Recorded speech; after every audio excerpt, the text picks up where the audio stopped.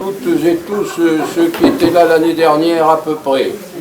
Je vous remercie donc d'être montés de nouvelles fois à Saint-Rabier pour recevoir les vœux de la municipalité.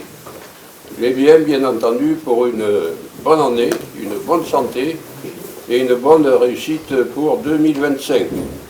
Et selon la formule, ceci pour vous et les vôtres, bien entendu. Voilà.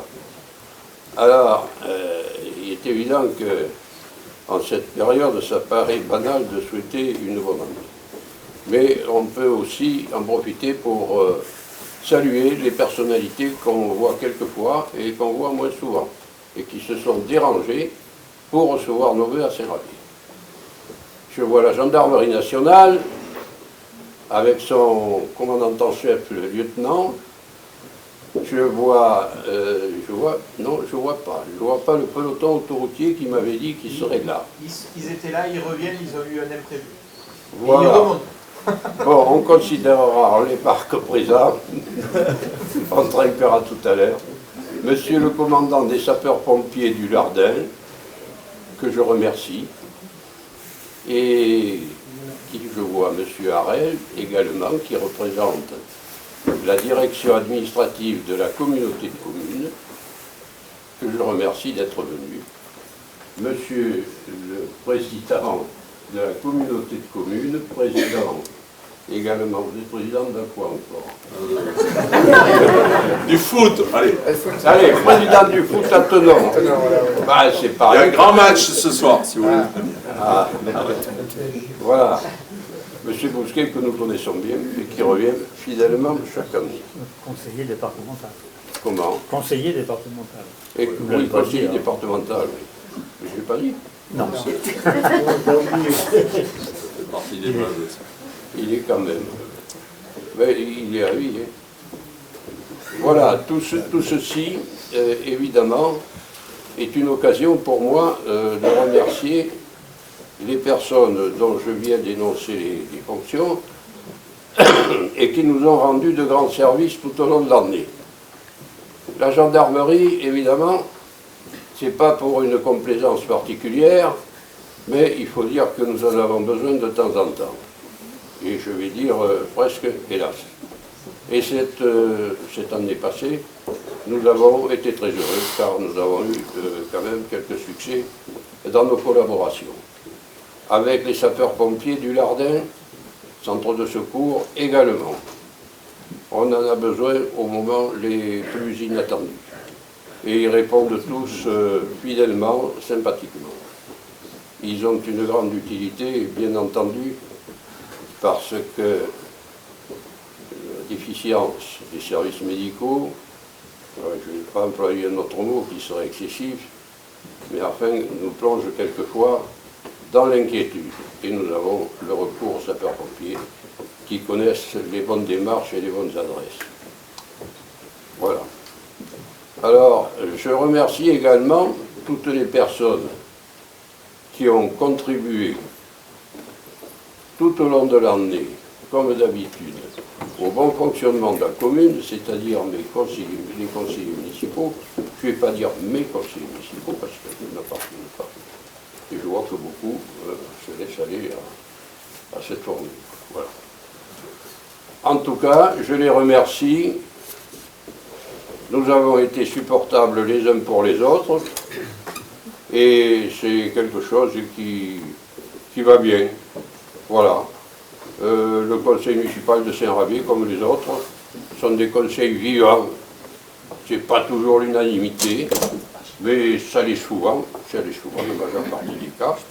Et croyez bien que je ne suis pas vexé quand ça ne l'est pas et qu'il faut débattre. C'est fait pour ça. On n'est pas une assemblée de béni-oui. Vous l'allumez en bas? Absolument pas. Ça marche? Oui. Oui.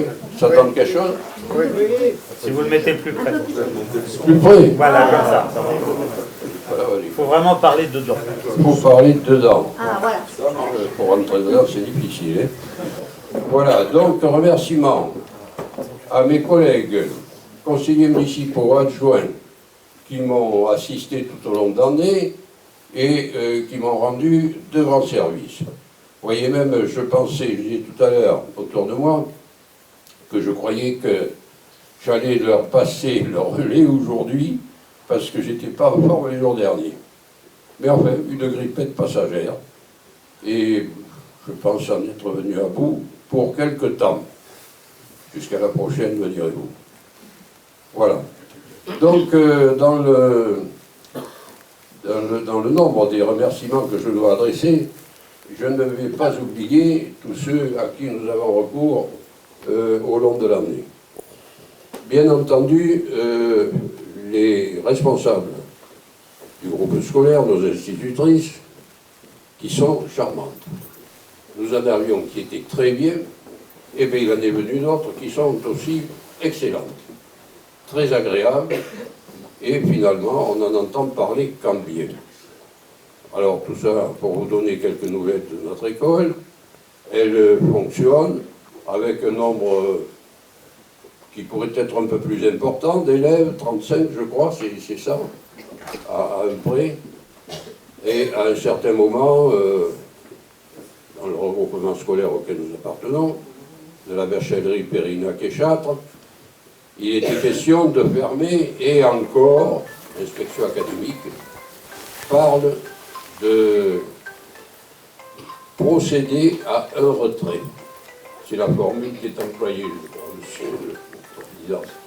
Alors, j'espère que ce ne sera pas pour Saint-Rabier et que ce sera pour personne dans ce RPI. C'est très désagréable car nous avons fait de gros investissements humains et matériels sur l'école. Elle est très agréable et elle est très appréciée également. Mais qu'est-ce que vous voulez faire? Le nombre d'enfants, eh bien, on n'a pas beaucoup de pouvoir pour les faire augmenter quand on le voudrait. Un merci également appuyé aux entrepreneurs qui viennent nous aider quand nous avons besoin, et c'est souvent pour dépanner. C'est dans l'électricité, c'est dans le chauffage, c'est dans les divers équipements. Il y a toujours quelque chose qui ne va pas quand on a des équipements diversifiés qui comportent de l'électrique et de l'électronique. Mais enfin, sur Saint-Rabier, je dois dire qu'on n'est pas trop mal servi. Merci donc aux entreprises également qui travaillent pour nous et qui feront, j'espère, de bon travail. Il y a la gare de la Rose, il y a l'entreprise qui s'occupe des réseaux électriques d'Arlavoie et qui est en train de renouveler, vous l'avez vu, notre éclairage le long de l'ARD 704. C'est un gros chantier qui me surprend également. Je me disais si j'avais pensé que c'était un tracas comme ça, eh bien on l'aurait pas fait, puisqu'on refait la route. Donc maintenant on ne peut pas reculer. Il y a des trous partout, on arrache des fils. C'est pour là, je ne sais pas combienième fois qu'on creuse, on creuse, on creuse, on creuse. Ça c'est l'histoire de Shadok, il n'y a pas qu'ailleurs. Hein. Bon, mais ça sera beau. Votre conseil avait le souci de faire une opération d'esthétique le long de cette RD 704 en même temps qu'une opération de sécurité. Je l'ai proposé comme une opération de sécurité, au choix, avec, qu'est-ce qu'il y avait encore? La réparation de l'église, il y avait encore un autre gros chantier. Le conseil municipal a choisi ceci, et je ne lui en veux pas, car la sécurité, c'est pas vous que je l'apprendrai, c'est quelque chose d'extrêmement important, et cette route 704 est assez accidentogène, vous direz, il n'y en a pas beaucoup qui ne le soient pas. De temps en temps, on en a quelques aperçus, quelques témoignages. Donc un gros chantier. Là, c'est que les bribes qui commencent. On s'occupe de la lumière, on fait quelques trous, c'est pas très important. Alors tout à l'heure, ça va être les trottoirs qui vont suivre. C'est les trottoirs, et puis, comment dirais-je, les ouvrages de ralentissement ou de régulation de la circulation. Il y en aura deux. On appelle ça des écluses, je crois, pour laisser passer le flux. C'est pas l'eau, l'eau passe ailleurs. Et en haut et en bas. Il faudra donc ralentir si on ne veut pas se balancer. C'est vrai qu'il y a une circulation qui devient extrêmement importante sur cette route, de VL, mais de camions aussi. Les camions trouvent, je crois, mieux leur compte en prenant la 704 qu'en allant sur Limoges ou sur Cahors par l'autoroute. Eh bien, écoutez, elle est faite pour marcher et elle cause beaucoup de soucis à la municipalité. C'est nos tampons, nos ouvrages d'évacuation d'eau pluviale et d'eau usée qui, en sous-œuvre, souffrent et qui sont régulièrement détériorés. Je vous assure que ce n'est pas du tout une rente. Mais enfin, que voulez-vous, il faut bien subvenir aux besoins lorsque cela se présente.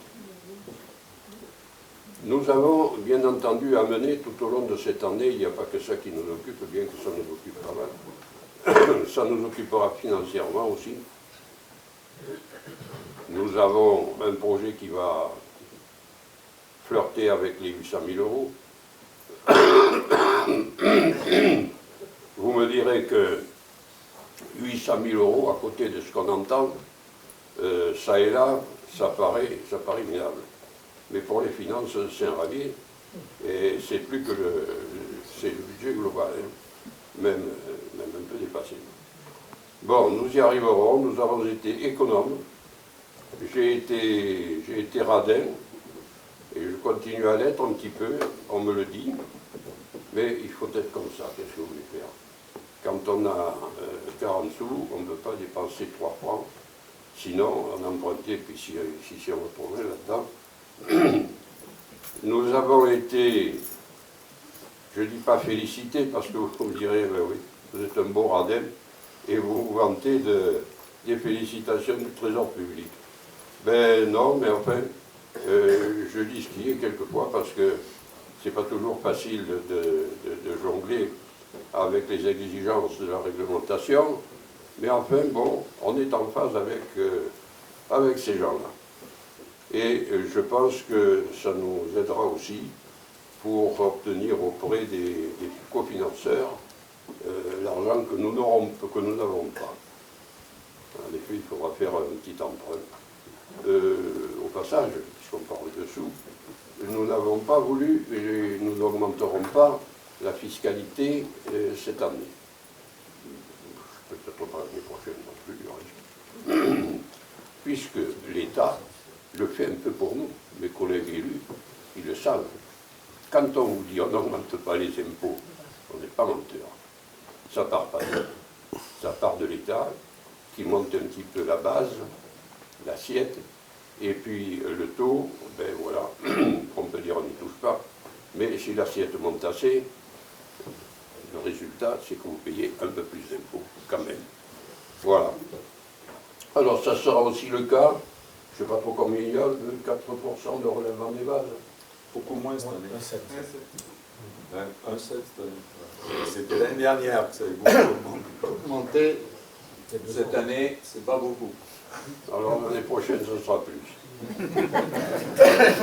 Bon, voilà, mais vous voyez qu'il y en aura quand même un petit peu. Et si peu que dans les fonciers bâtis, il y ait quelques mouvements. Il y a peut-être des individualités qui verront leur impôt augmenter.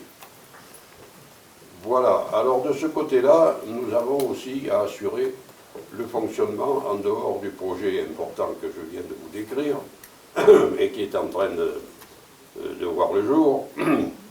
Nous avons à faire beaucoup sur le réseau routier secondaire qui, avec les intempéries, se dégrade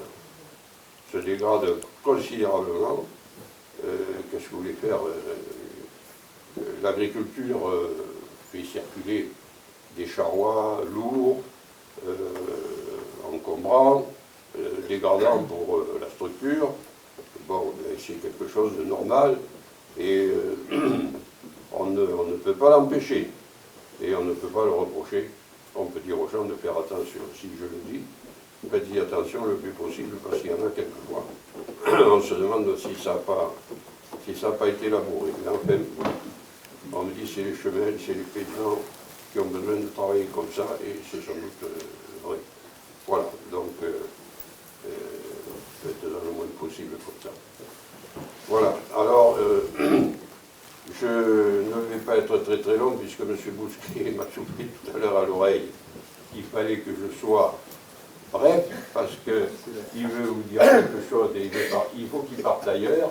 Donc je vous dirai, moi, encore une fois, bonne et heureuse année, ne tombez pas malade, soyez vigoureux, ayez de la chance quand vous jouez, et puis que de bonnes choses comme ça, que le soleil revienne un petit peu plus, ça fera plaisir aux agriculteurs, parce que cette année, et ça fera plaisir aux promeneurs aussi, nous en avons quelque peu. Voilà. Donc, bonne et heureuse année, messieurs, dames, et bonne santé, et merci encore d'être venus.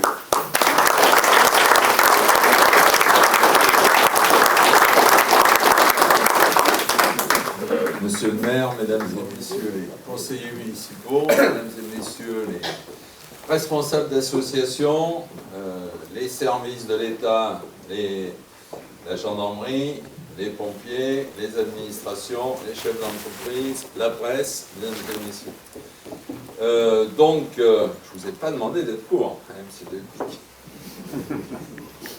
Parce que c'est toujours avec beaucoup de verbes, avec toujours sans papier, que monsieur Delpi écrit un petit peu, toujours avec beaucoup d'humour, et quelques petites piques de temps en temps. Pour vous. Vous voyez, quand on l'oublie, il est pas content. J'y penserai. Non, c'est toujours très sympathique, et c'est pour ça que chaque année, je viens avec plaisir. Et il fallait se partager un peu. Donc Francine Bourrin, que j'excuse, est partie à Bars. Moi, j'irai pour le casse-croûte. Ah oui, à Bars, il ne faut pas le louper. Non. Alors, deux, trois mots pour vous féliciter pour ce que vous faites. Hein. Les financeurs, que ce soit le département, l'État, la communauté de communes, on accompagne les initiatives qui sont les vôtres. Donc, c'est vous et le conseil municipal qui faites vivre nos territoires ruraux, et félicitations pour ce que vous faites. Le département, je dirais quelques mots. Tout le monde sait que sa situation financière est compliquée. Celui de la Dordogne comme les autres, puisque les dépenses augmentent. C'est toute l'aide sociale. Pour la première fois, la PAN, l'allocation de prestation autonomie, va dépasser les 100 millions. L'aide à l'enfance, c'est 85 millions. Donc on est à 287 millions d'aide sociale au département, et ça n'arrête pas d'augmenter. L'État ne compense pas tout. C'est compensé le jour où il y a le transfert de compétences, mais après, souvent il baisse et ça ne suit pas les augmentations. Donc le département en est pour 50 millions de sa poche. On est sur des grandes sommes, autres que le budget de Saint-Rabier, mais c'est des sommes importantes sur lesquelles vous contribuez d'une manière ou d'une autre. Autrefois, jusqu'à les dernières années, après le Covid, il y avait la construction qui s'était développée sur nos territoires ruraux, et les droits de mutation, les droits dits du notaire, étaient importants. C'était, il y a 3 ans, 91 millions. Là, on construit un peu moins, on est descendu à 51 millions. Donc c'est 40 millions de moins. Donc vous voyez déjà le département, dépenses qui augmentent, recettes qui diminuent, donc il est obligé de faire des choix. Et ça se traduit dans votre dossier de rénovation de la traverse de Saint-Rabier, où vous avez été retenu dans les contrats de projets communaux. Bon, nous, les conseillers généraux de base, on défend vos dossiers, et vous avez été retenu, mais maintenant il n'y a plus qu'un dossier par an, tous les 3 ans, qui est financé. Cette année, il n'y en aura pas, c'est une année blanche, et on espère qu'il y en aura entre 2026, 27 et 28 avant le prochain renouvellement. Donc vous avez été pris en compte, et on vous a accompagné sur ce dossier important. Merci. Voilà. Mais comme tout, voilà, mais c'était important. Je vais l'oublier. Voilà, donc il y avait... après, au niveau d'assainissement, vous avez parlé des tampons. J'en profite que j'ai le vice-président à l'assainissement.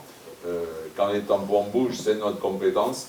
Et aussi bien le directeur que le vice-président, c'est nous qui paierons s'il y a des problèmes à faire sur l'assainissement. Donc j'imagine que sur les travaux, il faut prendre contact avec nous. Là, c'est essentiellement les trottoirs qui sont faits et les réseaux. On ne retouche pas à la chaussée, chez vous, je ne crois pas. Non. Voilà, le département ne retouche pas à la chaussée. Donc, mais quand on touche à la chaussée, on est associé obligatoirement à remonter les tampons. Mais en tout cas, s'il y a des problèmes, n'hésitez pas à nous le dire. Non, non. C'est la compétence de la communauté de communes, c'est nous qui payons ça. Voilà. Donc le département, j'en ai à peu près fini pour vous dire que il continuera à vous aider, que nous on est à votre disposition pour faire avancer les dossiers, voilà, mais que aussi bien dans la vie associative où les subventions du département vont baisser, vous avez des associations importantes ici, c'est une moyenne de baisse de 30% cette année, voire un peu plus pour certains, mais le département fait comme il peut. La communauté de communes, elle, touchant du bois, pour l'instant n'a pas trop de problèmes financiers. Elle se résume à 3 actions d'intervention. Premièrement, l'économie. Alors certes, c'est les zones d'activité, et on n'a pas prévu de zone d'activité à Saint-Ravier, mais c'est l'aide aussi au commerce. Et les commerces qui sont installés, les activités qui sont installées ici, on ne les a pas oubliées. Et on est très content qu'avec notre fonds, on a un fonds économique de 200 000 € par an qui revient à toutes les petites installations de moins de 10 salariés. Après, l'économie qui est important, on a aussi gardé, mais en finançant le procédé de zone de revitalisation rurale. On était en ZRR qui permet d'exonérer pendant 5 ans de CFE les entreprises qui s'installent et d'impôt sur le revenu. Alors l'État dit c'est toujours possible, mais il faut que vous décidiez pour votre territoire. Mais si on décide alors qu'on n'est pas obligé, on n'est plus compensé par l'État. Donc là, on a perdu 80 000 €, mais on le maintient, mais c'est nous qui financerons à la place de l'État, mais le procédé continuera. Alors l'État n'arrête pas, il n'y a pas qu'au niveau du département, chez nous c'est pareil, on nous supprime de la fiscalité, on la remplace par des dotations, et ces dotations sont revues à la baisse en permanence.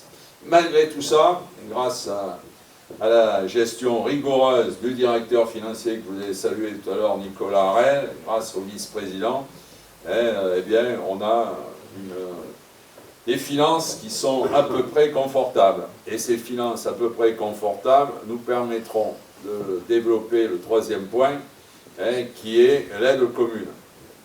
Là, je le fais passer en 2, mais c'était le 3e, l'aide aux communes.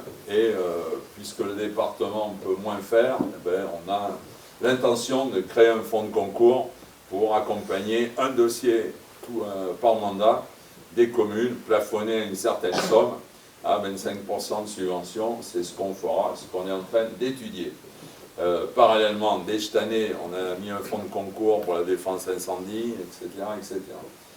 Et on a un service ingénierie qui est prêt à vous accompagner pour monter les subventions, aller rechercher où c'est qu'il peut avoir un peu d'argent qui traîne, même s'il n'y en a plus beaucoup à nulle part. Ça, c'est un des volets, l'aide aux communes. Et l'autre volet de la communauté de communes, c'est les services à la population. Car installer des entreprises, installer des commerces, c'est bien. Dans notre aide au commerce, c'est une centaine en 4 ans qui ont été aidés. Et ce qui est le plus remarquable, j'ai posé la question au directeur et aux responsables de l'économie, je lui dis, les gens qu'on aide, est-ce qu'au bout de 2 ans, 3 ans, 4 ans, ils sont encore en vie? Et bien on m'a dit qu'il y avait eu 0 qui avait fermé la porte. Donc il y en a un qui a revendu et qui s'est déplacé ailleurs, mais il n'y en a aucun qui ont vraiment fermé. Donc c'est une vraie aide au maintien d'activités sur notre territoire. Donc les services, alors si on crée ça, il faut qu'il y ait les services à la population, depuis les plus jeunes jusqu'aux plus vieux. Les plus jeunes, c'est les centres d'accueil et de loisirs qu'on finance, c'est 300 000 € par an qu'on met. Ici, c'est pas de folle, c'est la désertification médicale dont tu as parlé, c'est la maison de santé d'Hautefort qui s'est remplie et qui fonctionne. Il ne manque plus qu'un dentiste. Il y a 2 médecins, il y a 5 ou 6 kinés, enfin, il y a du monde. Il ne manque plus qu'un dentiste, par contre, qui apparaît et qu'on recherche. C'est l'aide à domicile et le portage de repas.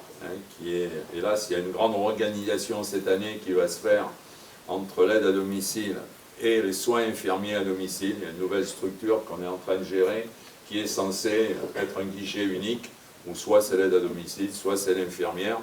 Enfin, c'est un service indispensable et je rends hommage à toutes les aides à domicile qui font ce travail, qui n'est pas facile, mais c'est un chèque de 500 000 € par an, chaque année, pour faire fonctionner ce service. Après, il y a le service habitat, c'est dans les 300 000 €. Quand vous avez quelque chose à rénover, venez nous voir et on vous expliquera si vous avez droit à quelques aides et on vous accompagnera tout le long des travaux. Et dernier point, il y a quelque chose qui donne entièrement satisfaction. Il y a des choses qu'on fait, des fois on nous dit, mais sur l'habitat en particulier, on nous dit c'est bien, mais il y a 3 mois qu'on est venu vous voir, on attend encore le dossier. C'est vrai qu'il y a des dossiers en instance. Et l'ANA, qu'on accompagne, l'Agence nationale de l'aménagement d'habitat, change ses règles tous les jours, ce qui veut dire que c'est pas si facile. On fait beaucoup de choses, mais c'est pas parfait. Que ce soit de notre faute ou pas de notre faute. Par contre, les maisons France Service, ça rend vraiment service, c'est fait pour, à l'ensemble de la population. Donc il y a 3 France Service, un maintenant, qui a été un des premiers que j'avais créé il y a une trentaine d'années, et M. Macron m'a copié, puisqu'il en a fait après. Voilà, j'étais presque Macron. Voilà, donc, ça m'étonnerait que je sois plus. Ok, donc, après il y en a une à Hautefort, et il y en a une à Terrasson, et puis on a un France Service itinérant, qui avec un bus se promène dans toutes les communes. Donc voilà les 3 lignes d'action de la communauté de communes. Alors l'assainissement, il y a le vice-président, et des fois je ne parle pas d'assainissement. Plus le budget est gros, plus je l'oublie. Bon, mais quand j'en parle, il y a un petit côté taquin. Alors, les tampons, on vous les montrera. Et on a fait, quand même, on fait beaucoup d'investissements. Et là, on a un budget difficile. On a fait la station d'épuration de Fosmagne, 1,5 million. On a fini, madame l'adjointe à la ville de Terrasson, que je vois au fond de cette salle, on a fait la salle, on a fait la station d'épuration de Terrasson, 5,5 millions. Et cette année, on se lance dans les travaux du réseau pour 6 millions. Donc vous voyez, là, c'est des gros budgets. Voilà. Et là, on a un budget un peu difficile, qui est autant celui de la communauté de communes, je vous dis, on a des réserves, ça se passe bien, autant celui d'assainissement est un peu compliqué. Donc voilà, en quelques mots, qu'est-ce qu'on fait? Est-ce qu'on essaye de vous accompagner? Parce que les communes, ça devient compliqué entre les démarches administratives, entre tous ceux qui nous emmerdent du matin jusqu'au soir. Voilà. Et, les habitants voilà. Ne sont pas embêtants. Ah, c'est pas les embêtants, hein. Ah, je parlais des administrations. C'est tatillon du matin jusqu'au soir. Il faut toujours... On a maintenant la communauté de communes, on a pratiquement un avocat à temps plein pour regarder tout ce que je signe. Ça devient très compliqué. Alors, malgré tout ça, eh bien, on vous aidera. Et malgré tout ça, je vous souhaite une bonne année 2025. Santé, bonheur et réussite. Merci. Merci.